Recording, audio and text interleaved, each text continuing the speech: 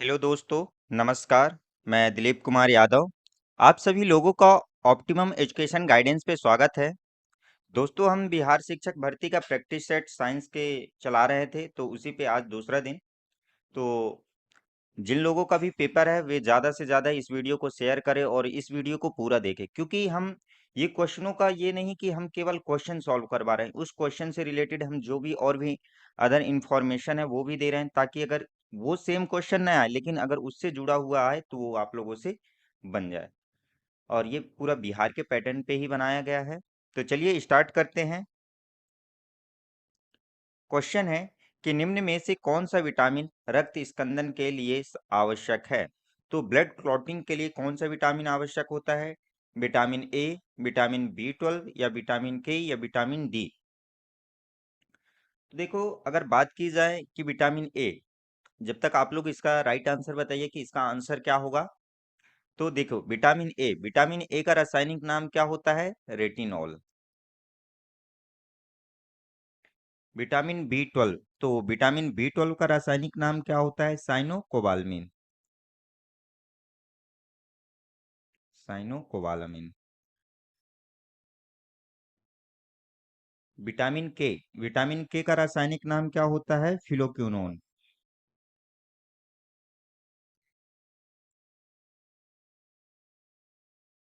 और vitamin D का रासायनिक नाम क्या होता है?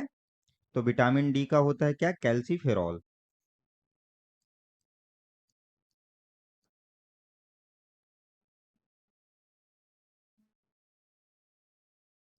देखो, अगर जो रक्त स्कंदन है, ब्लड क्लॉटिंग, तो वह किसकी वजह से होता है? अगर बात करें हम विटामिन ए, रेटिनॉल, तो इसकी कमी से कौन सा रोग हो जाता है? रतौंधी रोग। और विटामिन बी 12 की कमी से कौन सा हो जाता है? साइनोकोबाल्मिन, तो इससे कौन सा होता है? पर्सीनियस एनीमिया रोग हो जाता है। ठीक। और विटामिन के क्या है? फिलोक्विनोन, तो इसकी कमी से क्या होते हैं? रक्त का थक्का ना जमना। तो ब्लड क्लॉटिंग, अगर विटामिन के की कमी हो गई है तो ब्लड क्लॉटिंग नहीं जमता, लेकिन यहाँ पे पूछा कि विटामिन के रक्त स्कंदन कौन जमाता है? तो फिलोक्विनोन। तो अगर इसकी कमी हो जाती है तो क्या नहीं जमता है? रक्त का थक्का ना जमना। तो रक्त के थक्का को कौन जमाता है? जो ब्लड क्लॉटिंग कौन कराता है? विटामिन के। तो अपना राइट आंसर क्या आ जाएगा? C number. और बात करें विटामिन डी का, कैल्सीफेरॉल, और इसकी कमी से कौन सा रोग होता है? तो रिकेट्स। तो अपना राइट आंसर इसमें क्या गया है? C number. Next question. अगला क्वेश्चन है कि एक पादप कोशिका में जीव द्रव कुंचन को एक रूप में परिभाषित किया जाता है। तो जीव द्रव कुंचन को किस रूप में परिभाषित करेंगे? ऑप्शन है कि अल्पराशरी माध्यम में प्लाज्मा झिल्ली का विघटन, या अतिपराशरी माध्यम में कोशिका द्रव का सिकुड़ना, या केंद्रक द्रव का संकुचन, या उपयुक्त में से एक से अधिक। तो इस पे क्या आंसर होगा, बताइए आप लोग। तो देखो, सबसे पहले समझिए कि जीव द्रव कुंचन है क्या। तो जीव द्रव कुंचन उस प्रक्रिया को कहते हैं कि यानी कि जिसमें क्या होता है? जीव द्रव कुंचन के द्वारा कोशिका से पानी की कमी के परिणाम स्वरूप कोशिका द्रव का सिकुड़ जाना। तो कोशिका द्रव क्या हो जाता है? सिकुड़ जाता है, जिसको क्या बोलते हैं? जीव द्रव कुंचन। यानी कि किस प्रक्रिया में होता है? जीव द्रव कुंचन में। तो इस पे राइट आंसर क्या जाएगा कि अति पराशरी माध्यम में कोशिका द्रव का सिकुड़ना। तो ये अपना राइट आंसर हो जाएगा। Next question. अगला क्वेश्चन है कि निम्नलिखित में से किसे अच्छी उपज देने वाली गतिविधियों के समूह के रूप में वर्गीकृत नहीं किया जा सकता। तो किसको नहीं किया जा सकता?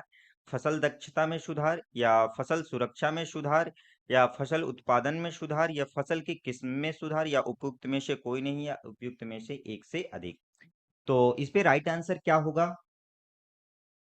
तो देखो, जो अगर किसान है, अगर कोई किसान है तो फसल की किस्म में सुधार कर रहा है, सबसे पहले नीचे से देख रहे हैं। तो अगर कोई किसान है तो वो तो चाहेगा कि मैं अच्छी से अच्छी किस्म को, यानी कि अच्छी से अच्छी किस्म का, यानी कि पौधा लेके आऊं, बीज लेके आऊं, जिससे मुझे अच्छी उपज मिले। ठीक। अगला है फसल उत्पादन में सुधार। तो फसल उत्पादन में सुधार के लिए वो सोचेगा कि मैं नई नई टेक्निक से खेती करूं, नए नए यानी कि उस पे नए नए जुगाड़ करेगा, नए नए सिस्टम लाएगा उस पे अपनी। क्यों? क्योंकि उस पे बहुत ज्यादा से ज्यादा मतलब कि कम मेहनत पे या कम लागत पे अच्छी उत्पादन के लिए। ठीक। अगला है फसल सुरक्षा में सुधार।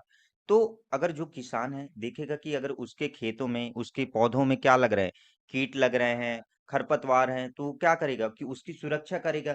देखेगा कि मैं इसकी और अच्छी से अच्छी कैसी सुरक्षा कर सकता हूँ।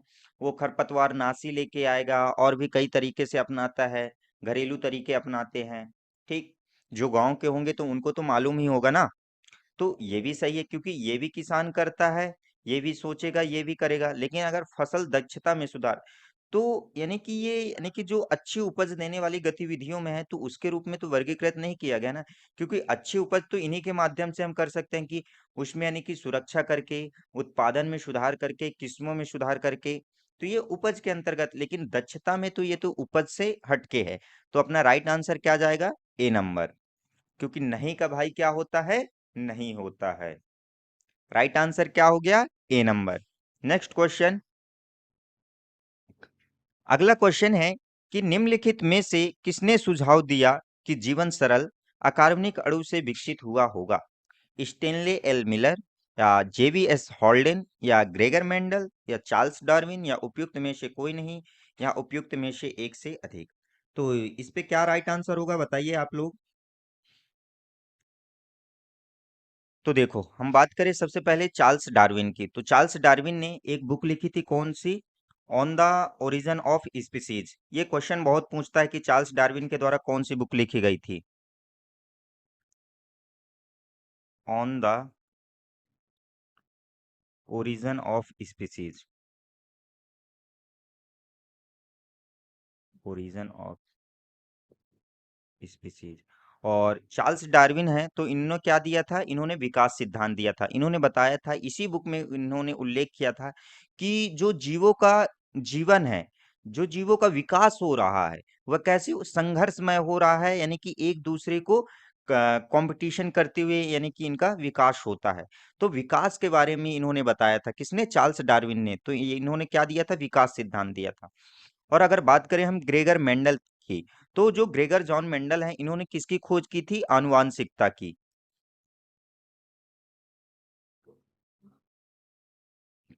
आनुवांशिकता की खोज की थी और इन्हें क्या बोला जाता है? फादर ऑफ जेनेटिक्स, आनुवांशिक विज्ञान के जनक, आनुवांशिकी के जनक बोला जाता है। Father of genetics. ठीक। अगला है जेवीएस हॉल्डेन। तो जेवीएस हॉल्डेन है, इन्होंने क्या दिया था? इन्होंने दिया था ओपेरिन हॉल्डेन परिकल्पना। क्या दिया था? ओपेरिन हॉल्डेन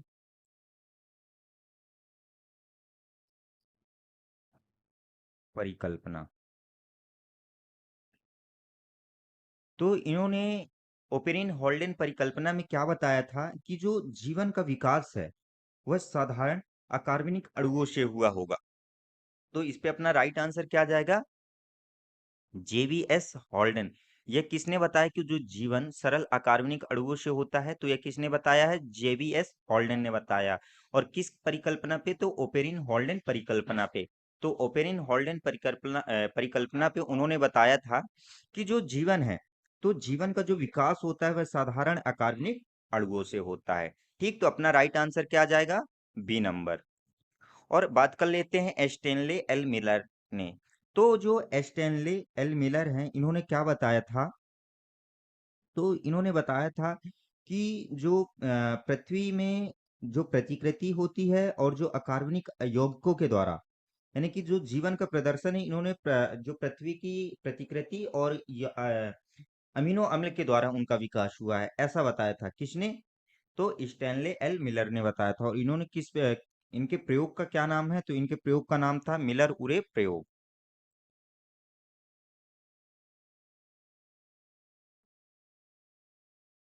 मिलर उरे प्रयोग। इस पे राइट आंसर क्या गया है? B number. नेक्स्ट क्वेश्चन की ओर आगे चलते हैं। अगला क्वेश्चन है कि निम्नलिखित में से क्या केवल जंतुओं की कोशिकाओं में मौजूद होती हैं? तो इस पे बताना है कि जंतुओं में क्या मौजूद होती है। कोशिका झिल्ली, कोशिका भित्ति, केंद्रक, तारक केंद्रक या उपयुक्त में से कोई नहीं या उपयुक्त में से एक से अधिक। तो बताइए कि जंतु में क्या सबसे यानी कि क्या उपस्थित होती है जो प्लांट में उपस्थित नहीं होती, वह केवल जंतुओं में ही उपस्थित हो। तो क्या होगा इसका राइट आंसर? जल्दी से आंसर करिए आप लोग। तो देखो, जो अगर सेल मेम्ब्रेन होती है तो सेल मेम्ब्रेन यानी कि प्लांट में और एनिमल में दोनों में पाई जाती है। प्लांट में और एनिमल में यानी पादप और जंतु दोनों में पाई जाती है। और जो सेल वॉल है, कोशिका भित्ति, तो एक कोशिका भित्ति केवल किस में पाई जाती है? तो केवल प्लांट में पाई जाती है, जंतुओं में यह अनुपस्थित होती है। अगर बात करें केंद्रक की, न्यूक्लियस की, तो न्यूक्लियस भी प्लांट और एनिमल में दोनों में पाई जाती है। लेकिन जो अगर तारक केंद्र की बात करें, सेंट्रोसोम की, तो जो सेंट्रोसोम है वह केवल एनिमल सेल्स में ही पाया जाता है, यानी केवल जंतुओं की कोशिकाओं में ही पाया जाता है। तो इस पे अपना राइट आंसर क्या जाएगा? D number. ठीक। अगला क्वेश्चन, अमीबा में पोषण होता है पादप संभोजी, परजीवी, प्राणी संभोजी, मृतोपजीवी या उपयुक्त में से कोई नहीं या उपयुक्त में से एक से अधिक। तो अमीबा में जो पोषण होता है वह कैसा होता है? देखो, अगर बात करें हम किसकी, पादप संभोजी की, तो पादप संभोजी मतलब कि यानी कि इनका जो पोषण होता है वे ये किस प्रकार का पोषण करते हैं? तो पादप संभोजी क्या कहलाता है कि जो अपना पोषण स्वयं भोजन बनाकर करते हैं, वह क्या कहलाते हैं? पादप संभोजी। जैसे जो हरे पेड़ पौधे होते हैं उनमें किस प्रकार का पोषण होता है? पादप संभोजी। अगला है परजीवी। तो परजीवी लोग कैसे करते हैं अपना भोजन? यानी कि किसी दूसरे शरीर पे या किसी दूसरे के आश्रित रहते हैं, यानी कि किसी दूसरी की बॉडी पे गए और उसके द्वारा अपना पोषण करते हैं, यानी उसकी शरीर पे अपना जाके चिपक जाएंगे या कुछ हो जाएंगे, है ना, उस पे लग जाएंगे और उससे अपना पोषण प्राप्त करते हैं। अगला है प्राणी संभोजी। तो प्राणी संभोजी में क्या करते हैं कि जो अमीबा होता है, अमीबा किस प्रकार का पोषण करता है? प्राणी संभोजी मतलब कि जो अपना पोषण करता है ये कैसे करता है कि यानी ये किसी भी पदार्थ या किसी भी भोजन को डायरेक्ट निगल लेता है, डायरेक्ट निगल लेता है, यानी ठीक, यानी सीधे शरीर में प्रवेश करता है। मतलब इनमें जो पोषण होता है वह कैसा होता है? हेट्रोट्रॉपिक होता है, हेट्रोट्रॉपिक। तो अपना राइट आंसर क्या जाएगा? सी नंबर की जो अमीबा में पोषण होता है वह कैसा होता है? प्राणी संभोजी होता है। और अगर बात करें कि जो मृतोपजीवी, तो मृतोपजीवी मतलब कि जो इनमें जो पोषण होता है वह कैसे होता है? जो मृत जीव है, यानी कि जीवों के मृत और क्षयकारी पदार्थों के द्वारा इनका पोषण होता है। तो इस पे अपना राइट आंसर क्या गया? सी नंबर। नेक्स्ट क्वेश्चन, अगला है, एक संकर क्रॉस में जीनोटाइप अनुपात क्या है? 4:2:1 या 3:1 या 1:2:1 या 1:5:1 या उपयुक्त में से कोई नहीं या उपयुक्त में से एक से अधिक। तो अगर बात करें हम कि एक संकर क्रॉस में जो जीनोटाइप अनुपात है वह कैसा होता है, तो क्या होगा? देखो, अगर बात करें हम, समझना कि जैसे ये क्या हो गया है, टॉल हो गया, ये डॉर्फ हो गया, ठीक, टॉल पे टी, टी और टी, टी। तो इनका हम ले लिए क्या? कैपिटल टी, ठीक, सॉरी स्मॉल टी आएगा ना यहाँ पे। तो अब जब हम इनका क्या करेंगे, क्रॉस कराएंगे, तो हमें क्या मिलेगा? टी और टी। अब ये कौन सी थी? F1 जनरेशन थी, ठीक, F1 जनरेशन। लेकिन F2 जनरेशन में हम क्या करेंगे?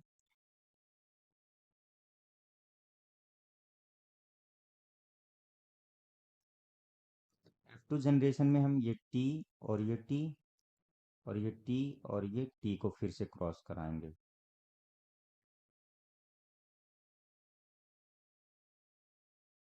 तो हमें कैसे मिलेगा? देखो, सबसे पहले हम इस टी को इस टी से क्रॉस कराएंगे, तो ये कैपिटल टी, फिर इस टी को इससे, तो ये और ये, फिर इसको इससे, तो ये और ये तो ये अब देखिए जो इसमें कैपिटल टीटी है कितने हैं?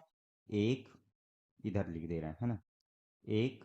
और जो कैपिटल टी स्मॉल टी है वह कितने हैं? तो दो। तो दो। और स्मॉल टी कितने हैं? स्मॉल टी एक।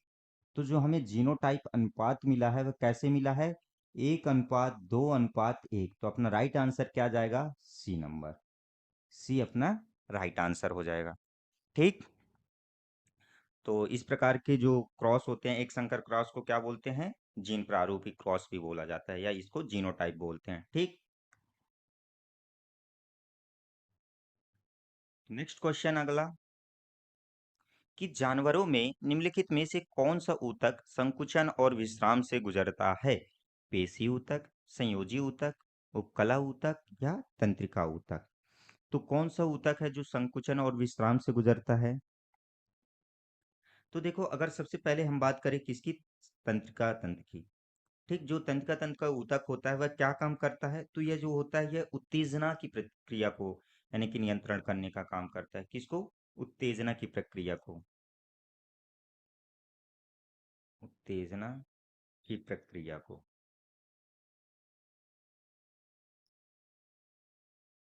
ठीक।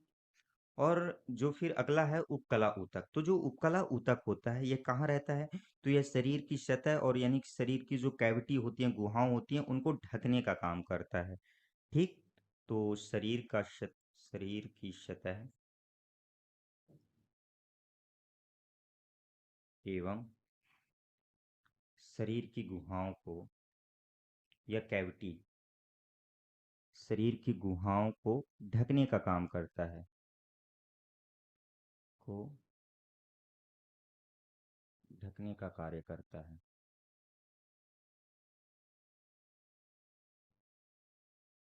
अगला है संयोजी ऊतक। तो जो संयोजी ऊतक होता है यह कहाँ पाया जाता है? तो ये जो ठोस हड्डी हो गई, नरम हड्डियां हो गई, अपने ब्लड में पाया जाता है। तो इसका काम क्या रहता है? रक्त बनाना। रक्त बनाना हो गया। और वसा का भंडारण। ठीक। और इम्यूनिटी में भी ये काम करता है। कौन? संयोजी ऊतक। प्रतिरक्षा। अगला है पेशी ऊतक। तो जो पेशी ऊतक होता है यह कहाँ पाया जाता है? तो जो ये पेशी ऊतक होता है यानी कि ये क्या करता है कि यानी कि हमारी मांसपेशियों की सेल्स की सहायता करता है और उनके जो फाइबर्स होते हैं उनको संकुचन और विश्राम की स्थिति पे लेके आते हैं। ठीक। तो यानी कि हम ये राइट आंसर क्या जाएगा? ए नंबर। ये अपना राइट आंसर हो जाएगा कि संकुचन और विश्राम। संकुचन और विश्राम। तो इस पे अपना राइट आंसर क्या गया है? ए नंबर। अगला क्वेश्चन, नेक्स्ट क्वेश्चन अगला है कि हाइड्रा में किस प्रकार का प्रजनन होता है? तो देखो, जो अगर बात करें कि रिप्रोडक्शन की, प्रजनन की, तो प्रजनन दो प्रकार से होता है। कौन कौन सा? एक होगा एसेक्सुअल और दूसरा हो गया क्या? सेक्सुअल।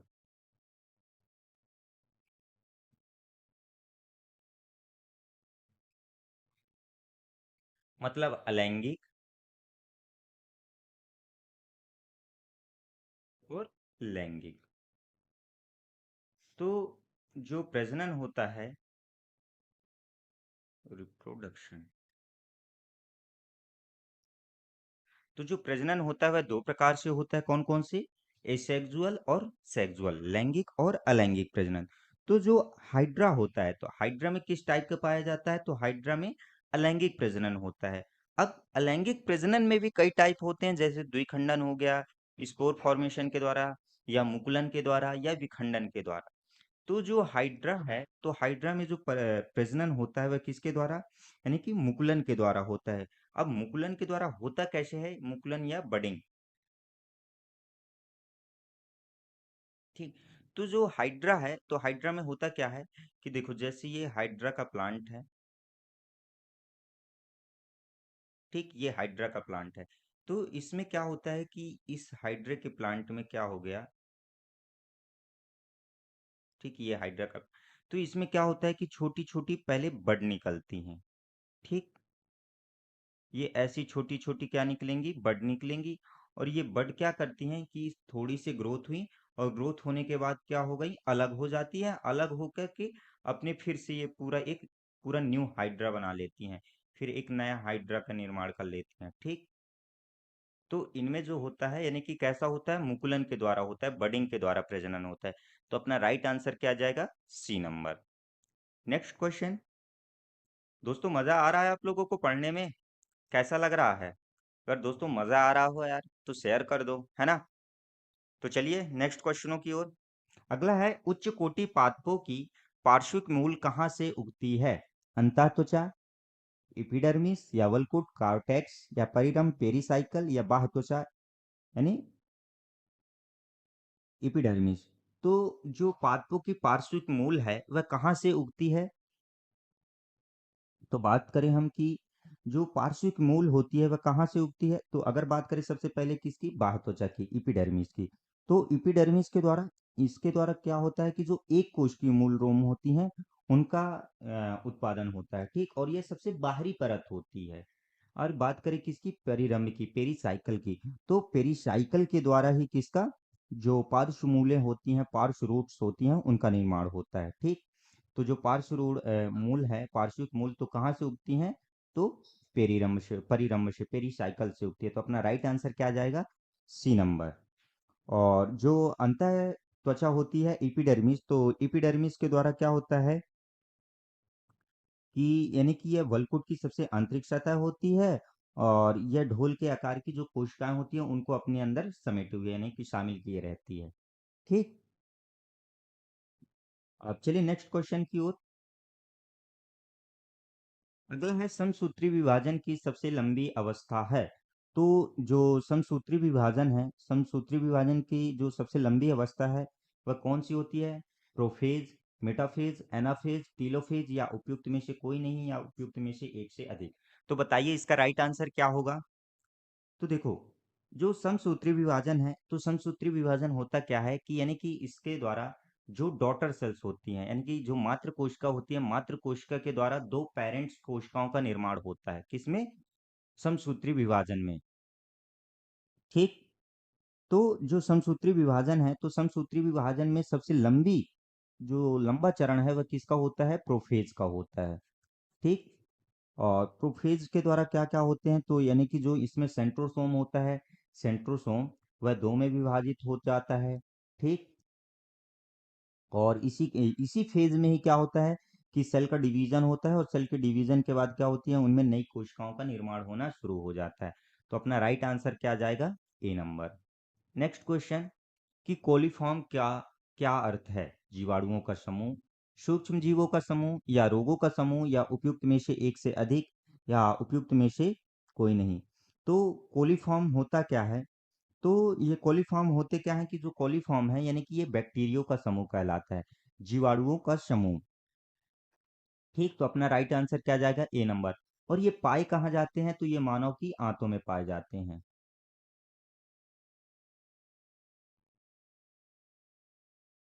ठीक। और ये क्या करते हैं कि अगर जो सूक्ष्म जीवों द्वारा यानी कि जो प्रदूषण होता है, संदूषण होता है, उसको संकेत पैदा करते हैं। तो यानी कि जो इन्हीं की उपस्थिति के द्वारा हमें एक इंडिकेटर यानी कि संकेत मिलता है। ठीक। तो ये कहाँ पाए जाते हैं कि हमारे यानी मनुष्यों की आंतों में रहते हैं, उसमें पाए रहते हैं। ठीक।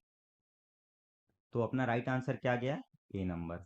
अगला क्वेश्चन, कि निम्नलिखित में से कौन सा एक कथन कोशिका झिल्ली के बारे में सही है? यह सेलुलोज की बनी होती है, यह सभी पदार्थों के लिए पारगम्य संरचना है, यह लचीली होती है और कोशिका को अनेक पदार्थों का परिग्रहण करने योग्य बनाती है, यह ऑक्सीजन और कार्बन डाइऑक्साइड जैसी गैसों का विसरण नहीं होने देती है, या उपयुक्त में से कोई नहीं या उपयुक्त में से एक से अधिक। तो इस पे अपना राइट आंसर क्या जाएगा, बताइए आप लोग। तो देखो, जो सेल मेम्ब्रेन होती है, तो सेल मेम्ब्रेन क्या सेलुलोज की बनी होती है? तो बिल्कुल नहीं। तो ये तो क्या हो गया, गलत हो गया। जो सेल मेम्ब्रेन होती है, कोशिका झिल्ली, वह किसकी बनी होती है? तो फास्फोलिपिड की बनी होती है। फास्फोलिपिड की बनी होती है। ठीक। मतलब कि इसमें फॉस्फेट समूह पाया जाता है। और अगला है सभी पदार्थों के लिए पारगम्य संरचना है। तो क्या यानी कि सेल मेम्ब्रेन के द्वारा सभी पदार्थ पारगम्य होते हैं? तो बिल्कुल नहीं। यानी कि ये कैसी होती है, यानी कि कुछ यानी कि इसके द्वारा कुछ ही पदार्थ ही यानी कि क्या होते हैं, आर पार जाते हैं। ठीक, सभी पदार्थ इससे यानी कि इसके माध्यम से नहीं गुजरते हैं। तो ये भी ऑप्शन क्या हुआ, गलत हो गया। अगला है यह लचीली होती है और कोशिका को अनेक पदार्थों का परिग्रहण करने योग्य बनाती है। तो बिल्कुल यही अपना राइट आंसर होगा। क्यों? क्योंकि जो सेल मेम्ब्रेन होती है लचीली होती है और यह अनेक पदार्थों को परिग्रहण करने के लिए योग्य बनाती है। तो इस पे अपना राइट आंसर क्या होगा, सी नंबर। और अगला ऑप्शन भी देख लेते हैं कि यह ऑक्सीजन और कार्बन डाइऑक्साइड जैसी गैसों का विसरण नहीं होने देती है। तो ये तो गलत है, क्योंकि जो सूक्ष्म कण होते हैं, जैसे सूक्ष्म कण हो गए और जल हो गया, कार्बन डाइऑक्साइड हो गए, ऑक्सीजन हो गई, तो यही तो सेल मेम्ब्रेन के द्वारा गुजर सकते हैं। ठीक, तो अपना राइट आंसर यानी कि ये भी क्या हुआ, गलत हुआ। तो अपना राइट आंसर क्या आ जाएगा, सी नंबर। सी अपना राइट आंसर हो जाएगा। ये तो हमने पहले ही बोल दिया था। चलिए नेक्स्ट क्वेश्चन। अगला क्वेश्चन है कि निकट दृष्टि दोष का कारण हो सकता है नेत्र लेंस की अत्यधिक वक्रता या नेत्र गोलक का बढ़ाव। तो इसमें से सही कूट का चयन करना है। तो बताइए कि इस पे राइट आंसर क्या होगा। एक या ना तो एक, नहीं दो, या केवल एक दो, या नहीं केवल एक दो नहीं, या केवल दो एक नहीं, या तो एक या फिर दो। तो इस पे राइट आंसर क्या जाएगा कि निकट दृष्टि दोष। निकट दृष्टि दोष को एक और नाम से बोलते हैं, क्या बोलते हैं, मायोपिया। ये कई बार पूछता है कि मायोपिया किस दृष्टि दोष को बोला जाता है। ठीक, तो निकट दृष्टि दोष को, इसमें क्या होता है कि इसमें हमें निकट की वस्तु तो दिखाई देती हैं, लेकिन दूर की वस्तुएं हमें स्पष्ट रूप से दिखाई नहीं देती हैं। और इसके निवारण के लिए हम कौन से लेंस का प्रयोग करते हैं, तो निकट दृष्टि दोष के लिए हम अवतल लेंस का प्रयोग करते हैं। अब देखो कि निकट दृष्टि दोष होता क्यों है। अगला पहला कथन क्या है कि नेत्र लेंस की अत्यधिक वक्रता। तो बिल्कुल क्या है कि अगर हम इसमें जो वक्रता है, अगर इसकी अधिक लंब यानी कि फोकस दूरी अधिक हो गई है, तो इससे क्या हो जाएगा कि जो निकट दृष्टि दोष है वह हो जाता है। ठीक, मतलब कि जब इसकी फोकस दूरी बढ़ गई है, तो क्या होगा कि जो इसका प्रतिबिंब है वह कैसा हो जाएगा, धुंधला बन जाता है। तो इससे क्या होगा कि जो आसपास की वस्तुएं हैं वो तो स्पष्ट रूप से दिखाई देती हैं, लेकिन पास की वस्तुएं स्पष्ट नहीं दिखाई देती हैं। अब अगला है नेत्र गोलक का बढ़ाव। नेत्र गोलक का अगर यदि बढ़ गया है, ठीक,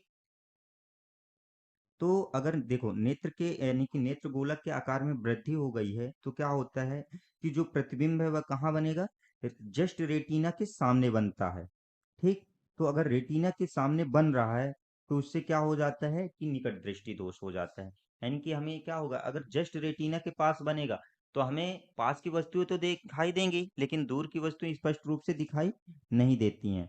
ठीक, लेकिन अगर हमें सही तरीके से कहाँ बनना चाहिए, यानी कि प्रतिबिंब की सतह पे बनना चाहिए, तो प्रतिबिंब की सतह के बजाय कहाँ पे बन जाता है, रेटिना पे बन जाता है। किसकी वजह से, नेत्र गोलक के बढ़ाव से। तो इस पे अपना राइट आंसर क्या आ जाएगा, आ, एक या दो। तो अपना राइट आंसर क्या हो जाएगा, डी नंबर। Next question. अगला है कि 400 ग्राम और 200 ग्राम की दो वस्तुओं द्वारा निहित गतिज ऊर्जा 1:2 के 1:2 के अनुपात में है, तब उनके रेखीय संवेगों का अनुपात क्या होगा। तो क्या होगा, 1:1, या 2:1, या 1:2, या 3:1। तो इस पे राइट आंसर क्या जाना चाहिए। तो देखो जो काइनेटिक एनर्जी होती है, ठीक, गतिज ऊर्जा का सूत्र क्या होता है, 1/2 mv²। और जो संवेग होता है p बराबर mv। तो अगर हम इनके काइनेटिक एनर्जी और संवेग के बीच संबंध की बात करें, तो इनके संबंधों के से क्या सूत्र निकल के आता है, p बराबर √2m के ई। ठीक, अब ये सोचेंगे कई लोग सोच रहे होंगे कि ये आया कैसे, ये संबंध कैसे आया। तो देखो, अगर इस संबंध को जानने के लिए देखो, के ई बराबर क्या दिया है, 1/2 mv²। ठीक, तो potential energy sorry kinetic energy 1/2 M भी इंटू भी कर देंगे। तो एम भी की जगह क्या आ जाएगा, पी आ जाएगा। ठीक, पी भी हो जाएगा √2 पी भी हो जाएगा, और के ई बराबर, तो 2 ke हो जाएगा यहाँ पे। 2 ke बराबर क्या हो जाएगा, पी भी हो जाएगा। और ठीक, फिर क्या हो जाएगा कि जो P है तो P को हम इधर आने देंगे V को, तो PV तो ये हो गया और ये 2ke हो गया। फिर यानी कि इसके सूत्र से देखो, ये बड़ी लंबी प्रोसेस है इसको समझाना। तो आगे चलते हैं कि जो इसका संबंध निकल के आता है वह कैसे होता है, P बराबर √2 mke। अब इसमें हम मान को पुट रख देंगे। ठीक, तो देखो दोनों के अनुपात को पूछ रहा, तो P1/P2 बराबर क्या हो जाएगा, √2 m1 के P1 √2 m2 के P2। ठीक, ये हो जाएगा। तो देखो, अगर हम इसमें से देखो, ये 2 से 2 तो कैंसिल ही हो जाएगा, m1/m2 m1/√m2 इंटू क्या कर दें, के ई 1/√ke2 कर देते हैं। ठीक, तो m1 और m2 का मान रख दीजिए। तो देखो यहाँ पे कितने दिए हैं, 400 ग्राम में दिया है। चलो 400 ग्राम पे ही रख देते हैं, 400/200 इंटू क्या हो जाएगा, और जो इसका अनुपात क्या है, 1/2 दिया है, तो क्या आ जाएगा, √2/1 इंटू 1/√2। तो क्या आ जाएगा, 1/1 आ जाएगा, मतलब क्या आ जाएगा, 1/1 आ जाएगा राइट आंसर। तो अपना राइट आंसर क्या हो जाएगा, ए नंबर। ठीक, ये अपना राइट आंसर हो जाएगा। नेक्स्ट क्वेश्चन, कि जब एक बस अचानक मोड़ लेती है तो के कारण यात्री बाहर की ओर गिरने लगते हैं। तो किसके कारण जो यात्री होते हैं बाहर गिरने लगते हैं, दिशा की जड़ता, या गति की जड़ता, या गति की चाल, या एक या दो दोनों, या उपयुक्त में से कोई नहीं, या उपयुक्त में से एक से अधिक। तो आप लोगों ने जड़त्व का नियम तो सुना ही होगा। क्या होता है कि जड़त्व का नियम क्या है, कि अगर कोई वस्तु स्थिर है तो वह स्थिर ही रहेगी, अगर यदि कोई वस्तु गतिशील है तो वह गतिशील ही रहेगी जब तक कि उस पर कोई बाह्य बल ना लगाया जाए।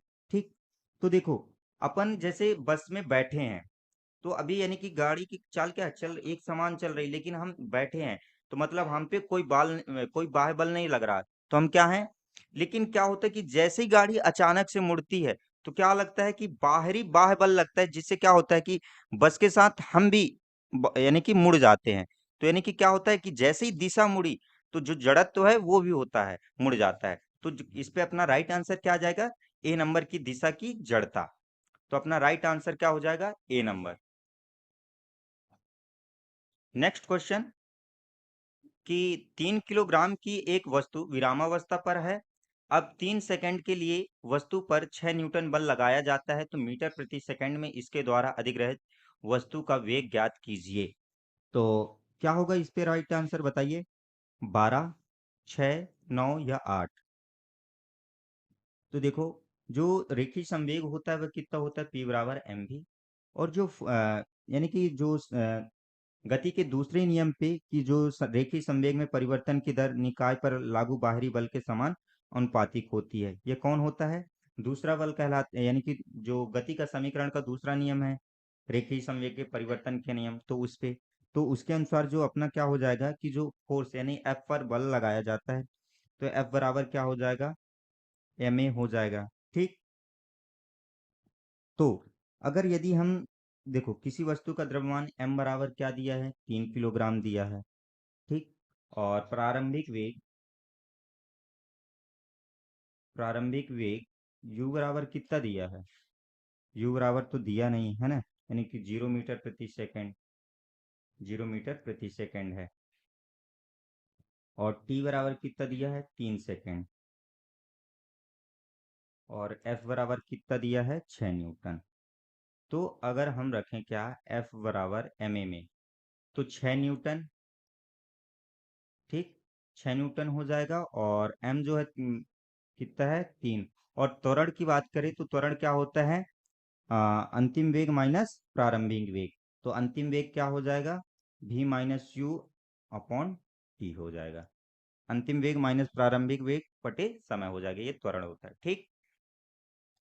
तो अब यहाँ पे क्या होगा कि 6 बराबर 3, जो प्रारंभिक वेग है वह क्या है, 0, v माइनस 0 अपॉन टी। समय कितना दिया है, 3 सेकंड दिया है, ठीक। तो यहाँ से क्या हो जाएगा, 3 से 3 कैंसिल हो जाएगा, v तो वो 0 से 0, तो v बराबर कितना आ जाएगा, 6 आ जाएगा, मतलब 6 मीटर प्रति सेकंड। तो अपना राइट आंसर क्या हो जाएगा, बी नंबर। तो बी अपना राइट आंसर हो जाएगा, ठीक। नेक्स्ट क्वेश्चन, अगले क्वेश्चन की ओर, कि एक पत्थर को 2 मीटर की लंबाई की एक डोरी के छोर से बांधा जाता है और फिर 10 रेडियन प्रति सेकंड के एक नियत कोणीय वेग के साथ घुमाया जाता है। तो पत्थर का अभिकेंद्रीय त्वरण, त्वरण होगा यहाँ पे, त्वरण कितना होगा, 200 मीटर प्रति सेकंड स्क्वायर, या 20 मीटर प्रति सेकंड स्क्वायर, या 2000 मीटर प्रति सेकंड स्क्वायर, या उपयुक्त में से एक से अधिक, या उपयुक्त में से कोई नहीं। तो इस पे अपना राइट आंसर क्या होगा। तो ये बताइए कि अभिकेंद्रकी त्वरण होता क्या है। तो अभिकेंद्रकी त्वरण मतलब कि जब कोई एक वृत्तीय गति में वृत्त की त्रिज्या के साथ निर्देशित त्वरण के घटक को क्या बोलते हैं, अपन अभिकेंद्रकी त्वरण बोलते हैं, ठीक। तो अभिकेंद्रकी त्वरण का फॉर्मूला क्या होता है, तो अगर बात करें हम कि जो अभिकेंद्रकी त्वरण का होता है, तो AC इक्वल टू ओमेगा स्क्वायर आर, ठीक। तो जहां AC क्या है, अभिकेंद्री की त्वरण, अभिकेंद्री त्वरण, आर क्या हो गई, त्रिज्या,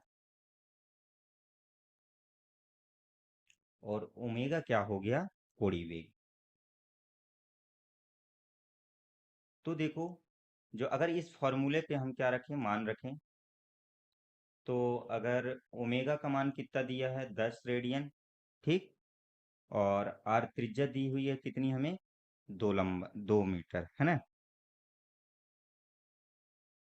तो अब देखो, अगर हम इस पे रखते हैं तो AC इंटू 10 का स्क्वायर कर देंगे, ओमेगा स्क्वायर है, 10 स्क्वायर इंटू 2, तो कितना आ जाएगा, 100 इंटू 2, तो आ जाएगा 200 मीटर प्रति सेकंड स्क्वायर, ठीक। तो अभिकेंद्र की जो अभिकेंद्री त्वरण है तो वह कितना हो जाएगा, 200 मीटर प्रति सेकंड। तो अपना राइट आंसर क्या आ जाएगा, ए नंबर, ठीक।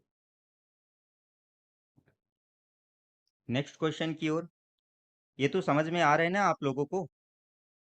अगला क्वेश्चन, कि 50 ओम प्रतिरोध के एक विद्युत तार को 5 बराबर तारों में काटा जाता है, फिर इन तारों को समांतर श्रेणी में जोड़ा जाता है, तो इस संयोजन का नेट प्रतिरोध क्या है।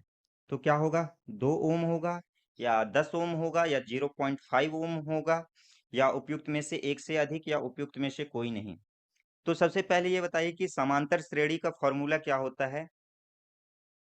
तो 1/r equal to 1/r1 plus 1/r2 plus 1/r3, यानी कितने बार है, 5 बार, 1/r4, या 1/r5। अब क्या बोल रहा है कि क्या किया है, कि जो 50 ओम का मतलब कि आर बराबर की जो कितना दिया है, 50 दिया है, ठीक। अब इसको क्या किया है कि 5 बराबर भागों में बांट दिया है, ठीक। तो अब इस पे अगर हम क्या करें कि इसको 5 बराबर भागों में बांट देते हैं, ठीक। देखो, अभी आर बराबर 5 दिया है, यानी 50 ओम प्रतिरोध के दिया है, फिर विद्युत तार को 5 बराबर तारों में काट देते हैं, ठीक। तो फिर इन तारों को समांतर श्रेणी, तो पहले ही इनको काट दें, तो ये क्या हो जाएंगे, R/5 हो जाएंगे, यानी 1/5, यानी कि उनको जब हम प्रत्येक भाग को काट देंगे, ठीक। तो जब काटने पे तो काट देंगे तो क्या हो जाएगा, 1/R/5 plus 1/R/5 plus 1/R/5 plus 1/R/5 plus 1/R/5, ठीक। तो इस पे क्या हो जाएगा कि 5, 10, 15, 20, 25, 25/r आ जाएगा। ठीक, तो यहाँ पे तो दिया है क्या, 50r दिया ही हुआ है ना। r का मान हमें 50 दिया है। ठीक, 1/50 मान लेते हैं। ठीक, अब तो अपने को अपन, सॉरी, r का मान दिया था तो यहाँ पे 50 क्यों आएगा, ये तो r का ही डायरेक्टली मान दिया हुआ है ना। तो सबसे पहले अपन मान देख r कोई, तो r बराबर क्या हो जाएगा, तो 25/r है। ठीक, तो r बराबर क्या मान ले, मान आ जाएगा 25 आ जाएगा यहाँ पे। ठीक, 1/r है तो तो एक यानी कि कितना मान आ जाएगा, 1/, यानी कि 25 मान आ जाएगा। अब क्या करेंगे कि हमें क्या करना है कि इन, फिर यानी कि इन दोनों को संयोजन करना है, तो अपन क्या कर देंगे कि जो एक, तो 50/25 कर देंगे। ठीक, तो कितना आ जाएगा, 2 ओम आ जाएगा। ठीक, समझ में आया आप लोग को, नहीं आया ना। देखो एक बार मैं फिर समझाता हूँ।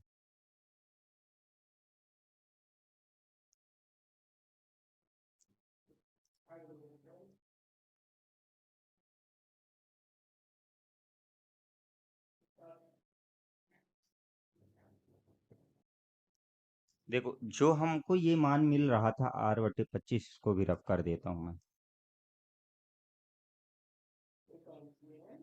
अगर हम यदि क्या कर रहे थे कि इन पांचों को जोड़ रहे थे, मतलब एक नया प्रतिरोध बन, एक नई तार का वो कर रहे थे, 1/r/e²। ठीक, तो इस पे अपने को क्या मिल रहा था, 25/r। तो अगर हम नया रेजिस्टेंस का बना रहे थे तो अपने को क्या मिल रहा है, r/25। और नया ये रेजिस्टेंस का मिला है, नया प्रतिरोध का, लेकिन r बराबर हमको मान कितना है, r बराबर हमको यानी कि 50 पहले से था, 50 प्रतिरोध, 50 ओम प्रतिरोध का पहले से दिया होता है। तो r रेजिस्टेंस का कर देंगे तो r का मान रख देंगे 50/25, तो कितना आंसर आ जाएगा, 2 ओम। अब समझ में आ गया आप लोग को, तो राइट आंसर क्या जाएगा अपना, ए नंबर। ठीक, नेक्स्ट क्वेश्चन की ओर। अगला क्वेश्चन कि खेल के नियम का सही रूप है जब प्रकाश की किरण अपवा, सॉरी ये खेल नहीं होगा, यहाँ पे स्नेल होगा।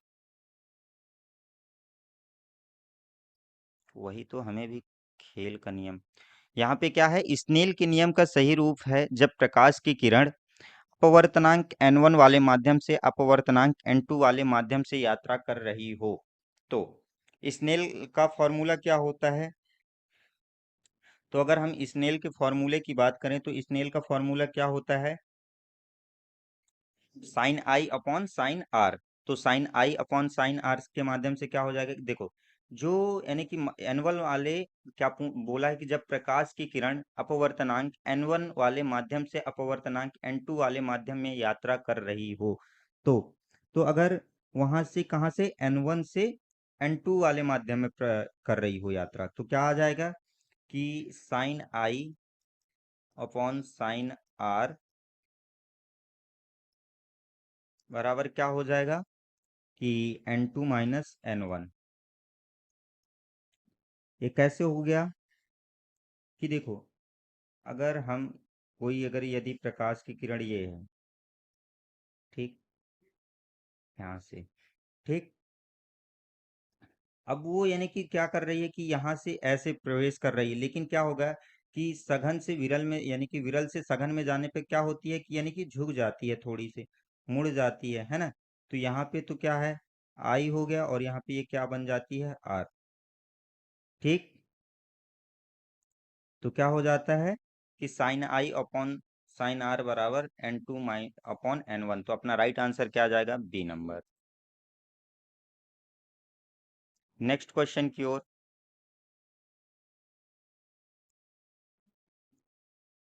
किसी पिंड का रेखी संवेग 10 किलोग्राम मीटर प्रति सेकंड इनवर्स प्रति सेकंड की दर से बदलता है तो पिंड पर कार्यरत बल होगा। तो अगर यदि वह 10 किलोग्राम मीटर प्रति सेकंड की दर से बदल रहा है तो पिंड पर कितना कार्यरत बल होगा? तो बताइए। तो देखो, जो यानी कि संवेग में परिवर्तन की दर क्या फॉर्मूला क्या होता है, वो यानी कि वही हम जो न्यूटन के गति का दूसरा नियम क्या है कि संवेग में परिवर्तन की दर यानी कि उस पर लगाए गए बल के समानुपाती या बराबर होती है। तो F बराबर क्या फॉर्मूला निकल के आता है? F बराबर dp अपॉन dt आता है। ठीक, तो यहाँ पे हम जो यानी कि dp का मान होगा वह क्या होगा? F बराबर dp मतलब जो संवेग है उसको हम बता रहे हैं। ठीक, संवेग बराबर m इंटू भी होता है, p बराबर एम भी, मतलब द्रव्यमान इंटू वेग होता है।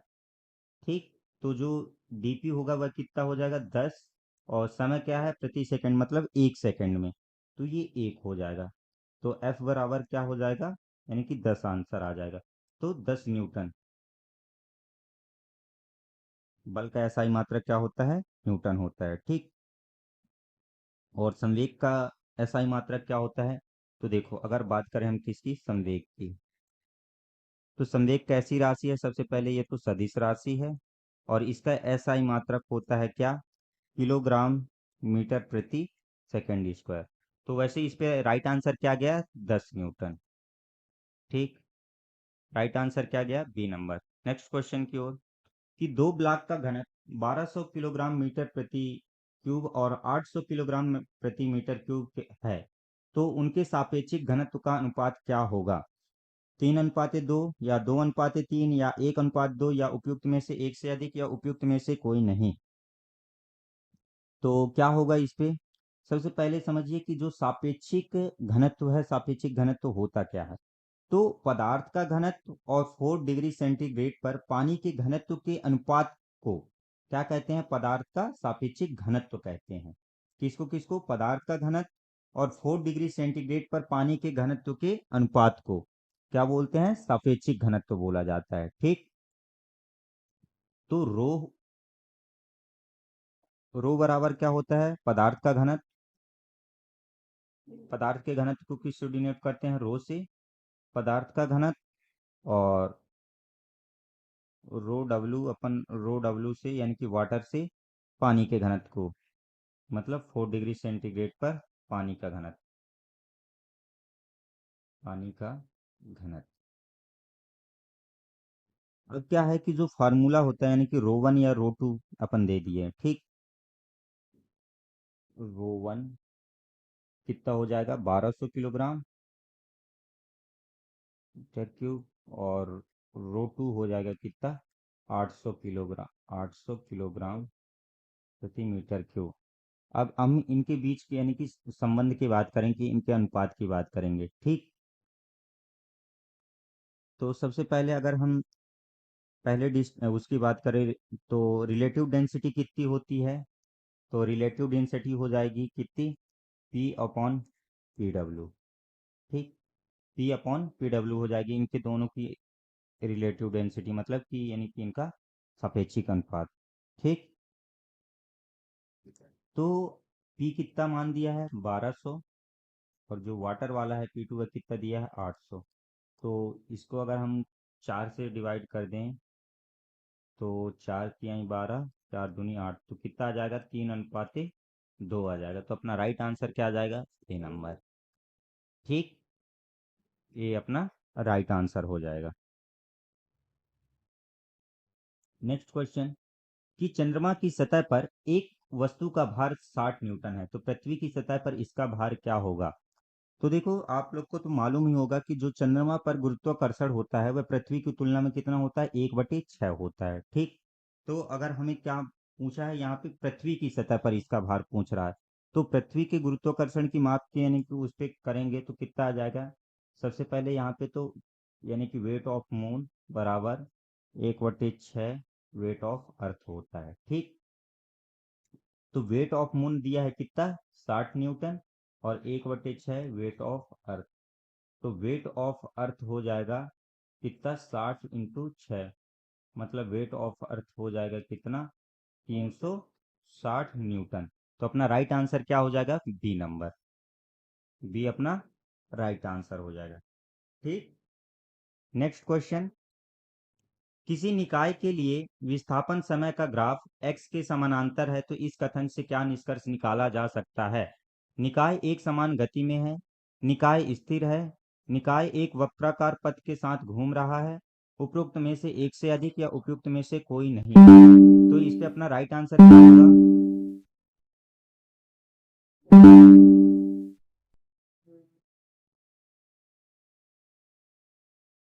ठीक, तो इस पे देखो क्या बोला है कि विस्थापन समय का जो ग्राफ है वह क्या है, एक्स के समांतर है। ये एक्स अक्ष हो गया और ये वाई अक्ष हो गया। ठीक, ये एक्स अक्ष हो गया और वाई अक्ष हो गया।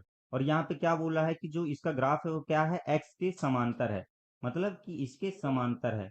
तो समांतर है तो क्या होगा, एक निकाय एक समान गति में है या निकाय स्थिर है, मतलब यानी कि वह क्या है, एक यानी कि स्थिर है, तभी तो वो क्या बन रहा है, अपने को जो ग्राफ मिल रहा है वो कैसे मिल रहा है, समांतर में मिल रहा है।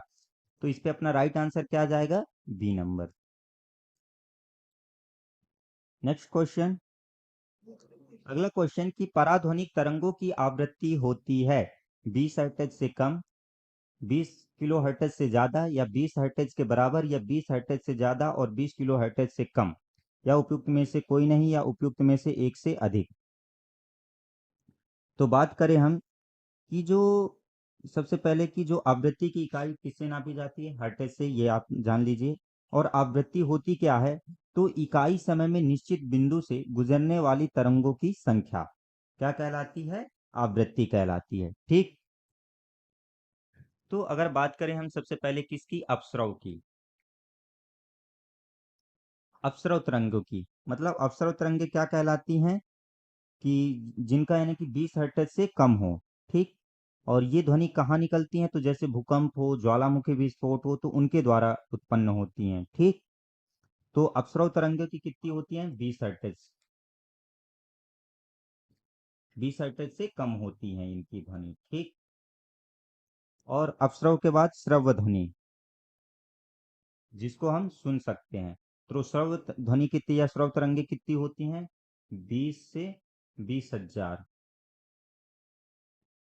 ठीक, 20,000 हर्ट्ज तक। और पराध्वनि यानी कि जिसको हम नहीं सुन सकते हैं।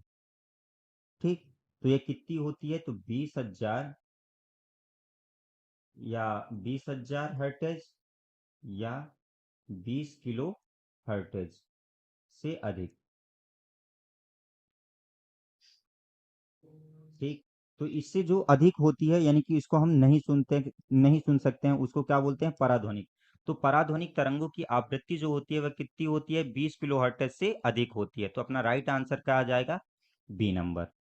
नेक्स्ट क्वेश्चन, अगले क्वेश्चन की ओर।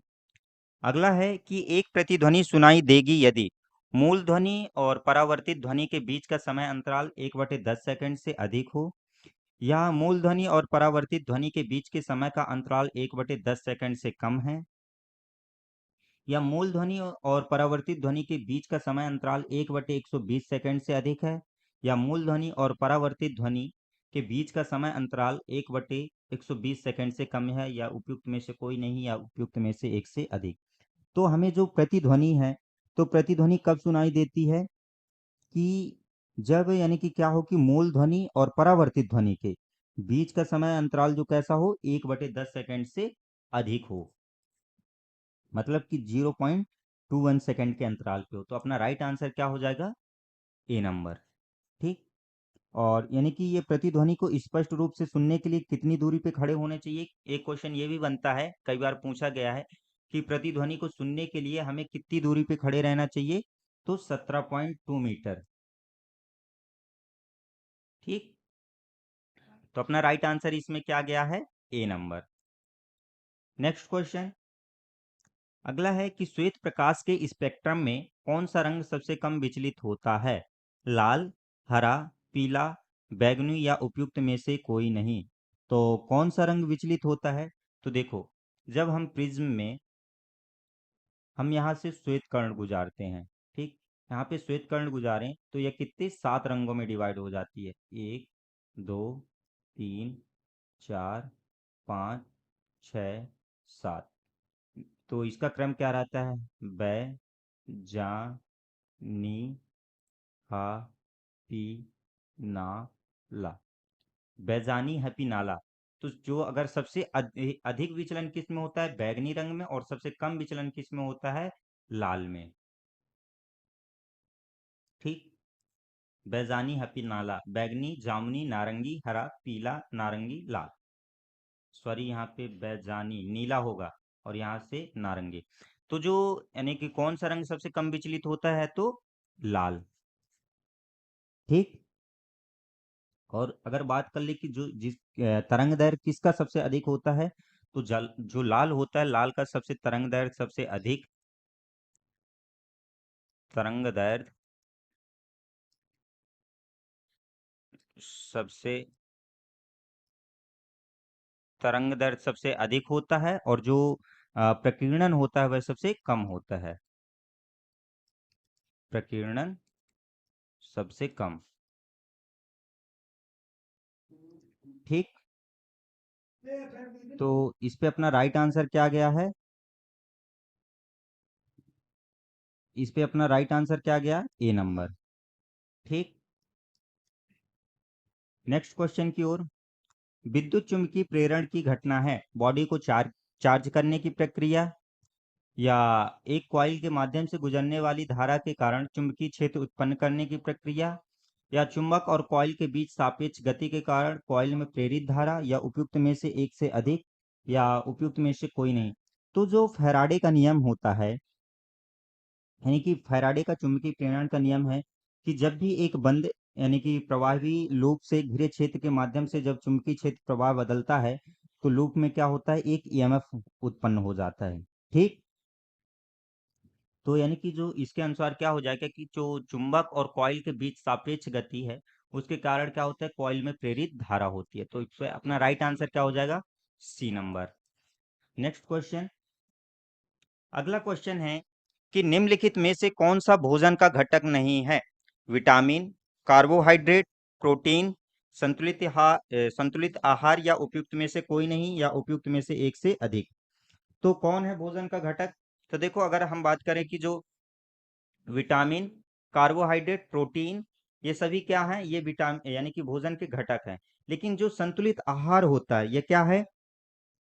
यह एक केवल एक ऐसा आहार है जिसको हम केवल भोजन के रूप में लेते हैं, अपने यानी कि अपनी आवश्यकताओं को पूरा करने के लिए लेते हैं। ठीक। तो इस पे अपना राइट आंसर क्या आ जाएगा? D number. नेक्स्ट क्वेश्चन की ओर। जंग के बारे में गलत कथन को पहचानिए। जंग और लोहे में समान घटक होते हैं। जंग लोहा नहीं है। जंग लगना एक रासायनिक परिवर्तन है। जंग लगना एक तरह का ऑक्सीकरण है। उपयुक्त में से कोई नहीं, या उपयुक्त में से एक से अधिक। तो जंग क्या होता है?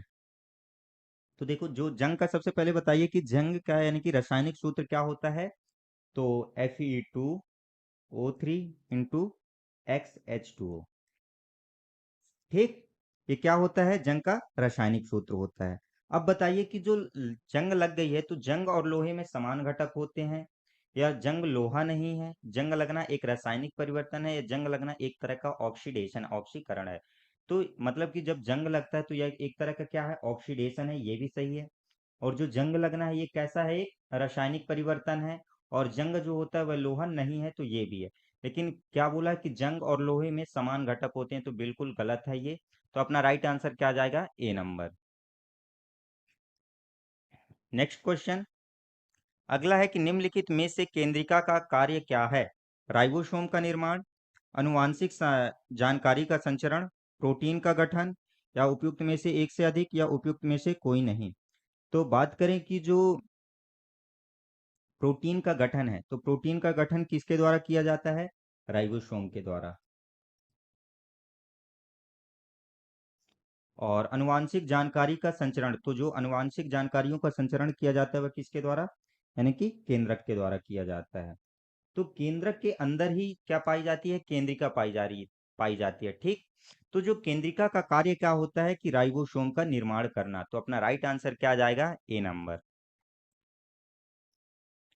नेक्स्ट क्वेश्चन अगला है कि क्लोरोप्लास्ट झिल्ली कैसी होती है? एक परतीय झिल्ली, दोहरी परतीय झिल्ली या बहुपर्तीय झिल्ली या संयुक्त संरचना?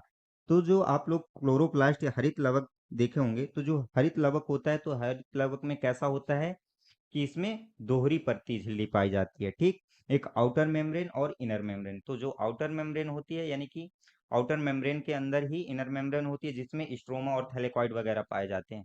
तो जो क्लोरोप्लास्ट होती है वह कैसी होती है? दोहरी परतीय झिल्ली है। तो अपना राइट आंसर क्या आ जाएगा? B number. नेक्स्ट क्वेश्चन कि अंतःत्वचा या एंडोडर्मिस में हमेशा अनुपस्थित होते हैं। एक बीजपत्री जड़, द्विबीजपत्री जड़ या एक बीजपत्री तना या द्विबीजपत्री तना या उपयुक्त में से कोई नहीं या उपयुक्त में से एक से अधिक।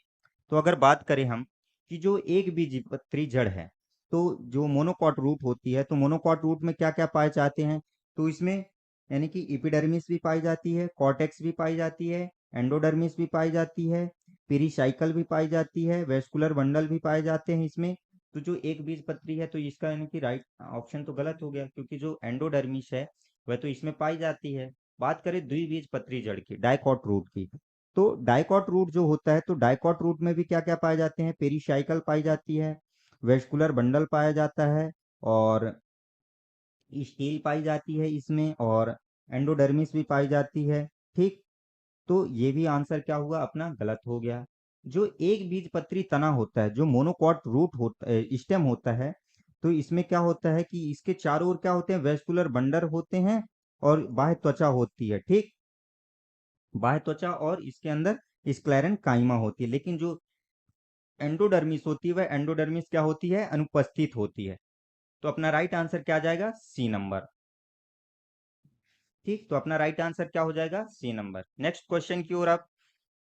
अगला क्वेश्चन है कि अंतर्वर्धित डिस्क किस मांसपेशियों की विशेषता है? हृदय मांसपेशियां, आरेखित मांसपेशियां या रेखित मांसपेशियां या उपयुक्त में से एक से अधिक या उपयुक्त में से कोई नहीं। तो जो अंतर्वर्धित डिस्क होती है वह किसमें पाई जाती है? तो देखो, अगर हम बात करें कि जो रेखांकित मांसपेशियां हैं, तो जो रेखांकित मांसपेशियां हैं, यह किस किस में पाई जाती हैं? तो यह कंकाल की मांसपेशियों में होती हैं। ठीक, तो कंकाल के मांसपेशियों जैसे धड़ हो गए, धड़ हो गया, चेहरे हो गया, चेहरा हो गया, इनमें कौन सी पाई जाती है? की रेखांकित मांसपेशियां होती हैं। और जो अरेखांकित मांसपेशियां, तो ये किस में पाई जाती है? तो ये हमारी आंत में पाई जाती है। ठीक, यानी चिकनी मांसपेशियां किस में पाई जाती हैं? आंत में पाई जाती हैं। जो हृदय मांसपेशियां होती हैं, तो जो अंतर्वर्धित डिस्क होता है, तो किसमें होता है? वह हृदय मांसपेशियों में होता है। तो अपना राइट आंसर क्या होगा? ए नंबर। ठीक, नेक्स्ट क्वेश्चन अगला है कि छुई हुई पौधों की पत्तियां छूने पर मुरझा जाती हैं, क्योंकि पत्तियां जख्मी हो जाती हैं, पत्तियों का स्फीति दाब बदल जाता है, पत्तियों में एक विशेष प्रोटीन होता है, पौधों में तंत्रिका तंत्र होता है, या उपयुक्त में से कोई नहीं या उपयुक्त में से एक से अधिक। तो क्या होगा? या इसमें क्या होता है कि जो छुई हुई पौधों की पत्तियां होती हैं, तो यानी कि उसमें क्या होता है कि जो मिमोसा की, या मिमोसा बोले या छुई हुई की पत्तियां, इनमें क्या होता है कि एक स्फीति दाब होता है। स्फीति दाब में इनमें क्या हो जाता है? परिवर्तन आ जाता है, जिसकी वजह से ये क्या करती हैं कि यानी कि ये सिकुड़ जाती हैं। और स्फीति दाब होता क्या है? तो स्फीति दाब वह होता है कि पानी की मात्रा होती है जो कोशिका में फैली हुई रहती है, और जैसे ही हम किसी को यानी कि पत्तियों को छुए, तो क्या होता है कि हम जैसे किसी कोशिका की दीवार को टच करते हैं, तो उनके दीवारों के क्या होता है? एक दबाव उत्पन्न होता है, जिससे वो क्या हो जाती हैं? सिकुड़ जाती हैं। तो यानी कि क्या है कि पत्तियों का स्फीति दाब बदल जाता है। तो अपना राइट आंसर क्या जाएगा? B number. नेक्स्ट क्वेश्चन प्रकाश संश्लेषण प्रक्रिया के दौरान निम्नलिखित में से कौन सी घटना होती है? क्लोरोफिल द्वारा प्रकाश ऊर्जा का अवशोषण, प्रकाश ऊर्जा को रासायनिक ऊर्जा में परिवर्तन करना, या पानी के अणुओं को हाइड्रोजन और ऑक्सीजन में विभाजित करना, या कार्बोहाइड्रेट के लिए कार्बन डाइऑक्साइड का ऑक्सीकरण, या उपयुक्त में से कोई नहीं या उपयुक्त में से एक से अधिक। तो इस पे अपना राइट आंसर क्या होगा?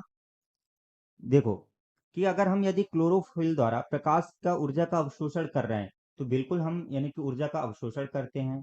अगला है प्रकाश ऊर्जा को रासायनिक ऊर्जा में परिवर्तित करना। तो बिल्कुल हम प्रकाश ऊर्जा को क्या करते हैं, रासायनिक ऊर्जा में परिवर्तित करते हैं। देखो प्रकाश संश्लेषण का समीकरण क्या होता है, 6CO2 प्लस 6H2O। क्या लिए, सनलाइट भी लिए, सनलाइट और क्लोरोफिल। ठीक, तो क्या बनता है, C6H12O6 plus 6O2 plus 38 ATP। तो इसमें क्या हो रहा है, क्लोरोफिल द्वारा प्रकाश ऊर्जा का अवशोषण हो रहा है, बिल्कुल हो रहा है। जो प्रकाश ऊर्जा है उसको हम रासायनिक ऊर्जा में परिवर्तन कर रहे हैं, बिल्कुल कर रहे हैं। पानी के अणुओं को हाइड्रोजन और ऑक्सीजन में हम विभाजित कर दे रहे हैं। तो जो H2 है इसको ऑक्सीजन में और हाइड्रोजन में हम विभाजित कर दे रहे हैं। ठीक, और अगला है कार्बोहाइड्रेट के लिए कार्बन डाइऑक्साइड का ऑक्सीडेशन हो रहा है। क्या कार्बन डाइऑक्साइड का ऑक्सीकरण हो रहा है, तो नहीं हो रहा, तो ये क्या हो जाएगा, गलत हो जाएगा। तो इस पे अपना राइट आंसर क्या जाना चाहिए, उपयुक्त में से कोई नहीं या उपयुक्त में से एक से अधिक। तो उपयुक्त में से एक से अधिक, तो अपना राइट आंसर क्या हो जाएगा, ई नंबर। ठीक, पहली बार ई हुआ है अभी आज की सीरीज में। नेक्स्ट क्वेश्चन की ओर आगे बढ़ते हैं कि निम्नलिखित में से क्या वायवीय और अवायवीय श्वसन दोनों के लिए सामान्य है। तो वायवीय और अवायवीय श्वसन किस में होता है, तो यह होता है किसमें, ग्लाइकोलिसिस में। मतलब कि जब यानी कि ऑक्सीजन की उपस्थिति में तो वो वायवीय, और जो ऑक्सीजन की अनुपस्थिति में तो अवायवीय श्वसन। ठीक, और ग्लाइकोलिसिस को एक और क्या बोलते हैं, ईएमपी पथ भी बोला जाता है, ईएमपी पथ। ठीक, तो जो वायवीय श्वसन होता है, तो वायवीय श्वसन कहाँ होता है, कि यानी कि यह जब जंतुओं और मनुष्यों में वायवीय श्वसन होता है, और जो अवायवीय श्वसन होता है यह यानी कि किण्वन फर्मेंटेशन में होता है। ठीक, तो इस पे अपना राइट आंसर क्या जाएगा, ए नंबर। नेक्स्ट क्वेश्चन, अगला है कि मानव वयस्क के पाचन तंत्र में एंजाइम की कमी होती है। तो कौन से एंजाइम की कमी होती है, पेप्सिन की, लाइपेज की, रेनिन की, ट्रिप्सिन की, या उपयुक्त में से कोई नहीं या उपयुक्त में से एक से अधिक। तो अगर बात करें हम जो पेप्सिन है, तो पेप्सिन एंजाइम तो हमारे यानी कि पाचन तंत्र में रहता है, क्योंकि पेप्सिन के द्वारा ये कहाँ रहता है, तो अमाशय में। अमाशय के द्वारा यह स्रावित होता है, और इसके द्वारा क्या होता है कि प्रोटीन का पाचन होता है। ठीक, पेप्सिन के द्वारा किसका होता है, प्रोटीन का पाचन। प्रोटीन प्रोटीन को यह क्या करता है कि यह पेप्टाइड में तोड़ देता है। अगला है लाइपेज। तो लाइपेज यह हमारे मुंह में पाया जाता है और अमाशय में भी होता है। ठीक, मुंह में और अमाशय में। इसके द्वारा किसका विघटन होता है, तो यह वसा को तोड़ देता है। वसा को किस में तोड़ देता है, वसी अम्ल में तोड़ देता है। अगला है रेनिन। तो यह रेनिन क्या होता है, यह बच्चों में पाया जाता है। ठीक, बच्चों में दूध को पचाने के लिए, किसको, दूध को पचाने के लिए। लेकिन वयस्कों में क्या हो जाता है कि वयस्कों में यह इनएक्टिव हो जाता है, यानी कि यह गायब हो जाता है। और बात करें कि ये ट्रिप्सिन की, तो जो ये ट्रिप्सिन है यह किस में पाया, किसके द्वारा स्रावित होता है, तो अग्नाशय में। और इसके द्वारा किसका होता है, तो इसके द्वारा भी प्रोटीन को यह तोड़ देता है, किसमें, पेप्टाइड में। ठीक, तो इस पे अपना राइट आंसर क्या जाएगा, रेनिन। क्या होता है कि जो रेनिन होता है वह बच्चों में पाया जाता है, लेकिन वयस्क जैसे ही मनुष्य होते हैं, क्योंकि दूध नहीं पीते, यानी कि जो माता का दूध होता है उसको पचाने के काम आता है। ठीक, नेक्स्ट क्वेश्चन, मांसपेशियों में ऐंठन किस कारण होता है, पसीने के दौरान पानी की कमी, या थकी हुई मांसपेशियों द्वारा एरोबिक प्रतिक्रिया में सांस लेना, या रक्त परिसंचरण में वृद्धि, या लैक्टिक अम्ल का संचय, या उपयुक्त में से कोई नहीं। तो जो मांसपेशियों में ऐंठन है वह किसकी वजह से होता है, कि देखो क्या होता है कि जब हम क्या करते हैं कि एक्सरसाइज वगैरह करते हैं। ठीक, तो जब एक्सरसाइज वगैरह करते हैं तो उस समय क्या होता है कि जब हमारी ऑक्सीजन लेवल कम हो जाती है, या शरीर में क्या होता है कि कार्बोहाइड्रेट का उपयोग ज़्यादा यानी कि ऊर्जा के रूप में हम ज़्यादा करते हैं, तो उस समय क्या होता है कि लैक्टिक एसिड जो होता है वह हमारी मांसपेशियों में संचित होने लगता है। ठीक, यानी कि हमारी रेड ब्लड सेल से क्या होता है कि लैक्टिक एसिड का बनना उत्पन्न होने लगता है। तो उसकी वजह से क्या होता है, तो मांसपेशियों में ऐंठन किस वजह से होती है, जब लैक्टिक अम्ल का संचय होता है। तो अपना राइट आंसर क्या जाएगा, डी नंबर। ठीक, इसी की वजह से हमें थकान महसूस होती है, ऐंठन मांसपेशियों में ऐंठन महसूस होती है, दर्द होता है। ठीक, तो अपना राइट आंसर क्या गया, डी नंबर। नेक्स्ट क्वेश्चन, कि शराब पीने से क्या प्रभावित होता है, प्रमस्तिष्क, पश्च मस्तिष्क, मेडुला ऑब्लिगेंटा, या उपयुक्त में से कोई नहीं, या उपयुक्त में से एक से अधिक। तो जो शराब पीते हैं तो शराब पीने से क्या प्रभावित होता है? प्रमस्तिष्क को होता है। तो अपना राइट आंसर क्या जाएगा? ए नंबर। और अंग की बात करें तो इससे क्या होता है? लीवर। ठीक। तो और इसके द्वारा शराब पीने से, जो शराब व्यक्ति अधिक पीते हैं, इसके द्वारा कौन सा सिंड्रोम होता है? तो वशी यकृत सिंड्रोम होता है। वशी यकृत सिंड्रोम। नेक्स्ट क्वेश्चन, कि सरल आवर्त गति में त्वरण का परिणाम तब अधिकतम होता है जब वेग अधिकतम होता है, विस्थापन अधिकतम होता है, या विस्थापन शून्य होता है, या बल शून्य होता है। तो कब होता है? तो सरल आवर्त गति में त्वरण का मान कब अधिक होता है? जब विस्थापन क्या होता है? अधिकतम होता है। तो अपना राइट आंसर क्या आ जाएगा? B number. नेक्स्ट क्वेश्चन की ओर। अगला है कि शंभू एक झोपड़पट्टी में रहता है जहां पेयजल समानता संदूषित हो जाता है। उसे जैसे रोग होने की संभावना हो सकती है: क्षय रोग, खसरा, चेचक, चिकन पॉक्स, टाइफाइड और हैजा, या उपयुक्त में से कोई नहीं, या उपयुक्त में से एक से अधिक। तो वह यानी कि वह झोपड़पट्टी इलाके में रह रहा है और जो पेयजल समानता है, तो अगर हमें यदि प्रदूषित जल का सेवन कर रहे हैं, प्रदूषित जल पी रहे हैं, तो उसके द्वारा हमें क्या होता है? टाइफाइड और हैजा हो जाता है। ठीक। तो अपना राइट आंसर क्या आ जाएगा? D number. अगर बात करें कि जो टाइफाइड में कौन सा वो रहता है, तो साल्मोनेला टाइफी के द्वारा होता है। Salmonella typhi. ठीक। तो इस पे अपना राइट आंसर क्या गया? D number. Next question. अगला है कि निम्नलिखित में से किस पादप ऊतकों में मृत कोशिकाएं होती हैं? बाह्य त्वचा, मृदुतक, श्लेषोतक, या दृढ़ोतक, या उपयुक्त में से कोई नहीं, या उपयुक्त में से एक से अधिक। तो किसमें होता है कि जो डेड सेल्स होती हैं वह किसमें पाई जाती हैं? तो जो देखो, जो बाह्य त्वचा होती है इपिडर्मिस, तो इपिडर्मिस में भी लिविंग सेल्स पाई जाती हैं, तभी तो उनमें ग्रोथ होती है। जो पैरेन्काइमा है, पैरेन्काइमा भी लिविंग सेल्स की ही बनी होती हैं। और जो कोलेनकाइमा है, सॉरी स्क्लेरेनकाइमा है ये, तो स्क्लेरेनकाइमा भी किसकी बनी होती है? कि यह किसकी बनी होती है कि यह यानी लिविंग सेल्स की, लेकिन जो दृढ़ होतक होता है यह किसका बना होता है? डेड सेल का। तो अपना राइट आंसर क्या आ जाएगा? D number. नेक्स्ट क्वेश्चन की ओर। अगला है कि बादल या कोहरा किस कोलाइडी तंत्र का उदाहरण है? गैस में विक्षेपित ठोस, या गैस में विक्षेपित गैस, या गैस में विक्षेपित द्रव, या द्रव में विक्षेपित ठोस, या उपयुक्त में से कोई नहीं, उपयुक्त में से एक से अधिक। तो जो बादल या कोहरा है किस कोलाइडी तंत्र के उदाहरण है? तो ये है गैस में विक्षेपित द्रव। मतलब कि क्या होता है कि देखे होगे कि जब आप ठंड में जा रहे हो, देखोगे कि पूरा धुआं धुआं है, मतलब गैस है, और उस पे देखोगे कि आपके ऊपर एक बर्फ सी जम जाती है, यानी कि बूंद डली रहती हैं। तभी तो, और जब देखो थोड़ी देर बाद आपके शरीर पे फिर उसको मानोगे पूरा पानी पानी हो जाता है, ठीक, कोहरे के कारण। तो ये क्या है कि बादल या कोहरा किस कोलाइडी तंत्र का उदाहरण है? तो गैस में विक्षेपित द्रव। तो राइट आंसर क्या हो जाएगा? C number. जब ठंडी बहुत ठंडी रहती है, गाड़ी वगैरह खड़ी कर देते हैं, तो देखते हो कि सीट के ऊपर पानी पानी हो जाता है। ठीक। नेक्स्ट क्वेश्चन, कि इंद्रधनुष के निर्माण के दौरान निम्नलिखित में से कौन सी परिघटना शामिल नहीं है? तो कौन सी घटना शामिल नहीं है? विक्षेपण, प्रकीर्णन, अपवर्तन, या पूर्ण आंतरिक परिवर्तन, या उपयुक्त में से कोई नहीं। तो कौन सी जो परिघटना है वह शामिल नहीं होती है? तो देखो, अगर बात करें कि जो विक्षेपण है, तो विक्षेपण तो होती है क्योंकि हम जब प्रिज्म से यानी कि एक श्वेत किरण गुजारते हैं तो ये कितने 7 भागों में डिवाइड हो जाती है, तो ये किस क्या हो रहा है? विक्षेपण ही हो रहा है। तो विक्षेपण के कारण ही तो वह 7 रंगों में टूट जाती है। और अगर बात करें अपवर्तन, तो अपवर्तन के कारण हमें क्या देते हैं कि जब वो एक माध्यम से दूसरे माध्यम में क्या होंगे, यानी कि टूटेंगे या दूसरे माध्यम में मुड़ेंगे, तभी तो उसके द्वारा इंद्रधनुष का निर्माण होता है। और पूर्ण आंतरिक परिवर्तन तो उसकी वजह से होता है, लेकिन जो प्रकीर्णन है तो प्रकीर्णन की वजह से नहीं होता है। ठीक।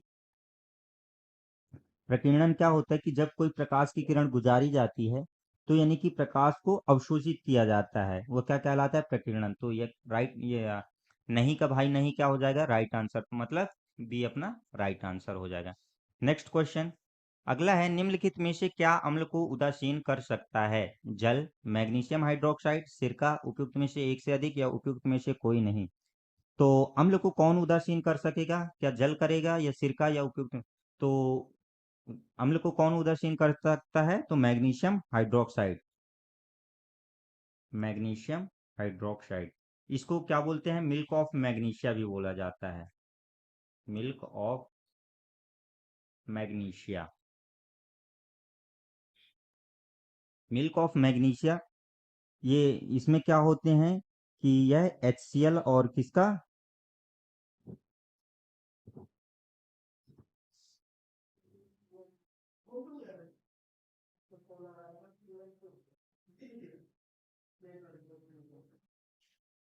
तो इसका इसको क्या बोलते हैं? मिल्क ऑफ मैग्नीशिया बोलते हैं। ये किस में काम आता है? तो यह हमारे पेट की अम्लता को दूर करने के लिए काम आता है। ठीक, तो इसका अपना राइट आंसर क्या हो जाएगा? B number. नेक्स्ट क्वेश्चन, कि सामान्य श्वसन परिपथ कहा जाता है? किण्वन ऑक्सीकरणी, फास्फोरिलेशन, ग्लाइकोलिसिस या उपयुक्त में से एक से अधिक या उपयुक्त में से कोई नहीं। तो जो सामान्य श्वसन परिपथ किसको कहा जाएगा? ग्लाइकोलिसिस का। क्यों? क्योंकि इसमें क्या होता है कि वायवीय श्वसन भी होता है और अवायवीय श्वसन भी होता है। तो इसका अपना राइट आंसर क्या जाएगा? C number. सी अपना राइट आंसर। तो दोस्तों यहाँ पे क्वेश्चन कंप्लीट हो गए हैं। आप लोगों को ये वीडियो कैसी लगी कमेंट करके हमें ज़रूर बताइएगा, और इस वीडियो को ज़्यादा से ज़्यादा शेयर करें। जय हिंद, जय भारत। मिलते हैं नेक्स्ट वीडियो में। धन्यवाद।